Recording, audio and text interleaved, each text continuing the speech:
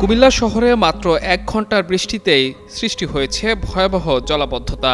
আর এতে চরম ভোগান্তিতে পড়েছেন নগরবাসী সহ শিক্ষার্থীরা। মঙ্গলবার সকালে ঝড় বৃষ্টি শুরু হওয়ার সঙ্গে সঙ্গেই বিভিন্ন কেন্দ্রে বিদ্যুৎ চলে যায়। কোনো কেন্দ্রে মোমবাতি ও চার্জ লাইট জ্বালিয়ে পরীক্ষা দিয়েছেন শিক্ষার্থীরা।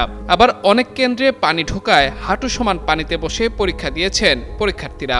এমন চিত্র দেখা গেছে কুমিল্লার ঈশ্বর পাঠশালা স্কুল কেন্দ্রে। অভিভাবকরা জানান, পরীক্ষা শুরু হওয়ার ২০ মিনিট পরেই কেন্দ্রে বিদ্যুৎ চলে যায়। এরপর মোমবাতি ও চার্জার লাইট দিয়ে ভেতরে পরীক্ষা দেওয়ার ব্যবস্থা করা হয়। কিন্তু অতিরিক্ত বৃষ্টির কারণে কিছুক্ষণের মধ্যেই কেন্দ্রে পানি প্রবেশ করে। এতে স্কুলের পুরনো ভবনে যেসব শিক্ষার্থীরা পরীক্ষা দিয়েছেন তাদেরকে হাঁটু সমান পানিতে পা ডুবিয়ে লিখতে হয়েছে। এর বিকল্প ছিল না। স্থানীয় বাসিন্দাদের অভিযোগ, অপরিকল্পিত ড্রেনেজ ব্যবস্থা ও নিয়মিত পরিষ্কারের অভাবে সামান্য বৃষ্টিতে শহরে জলাবদ্ধতা দেখা দিচ্ছে।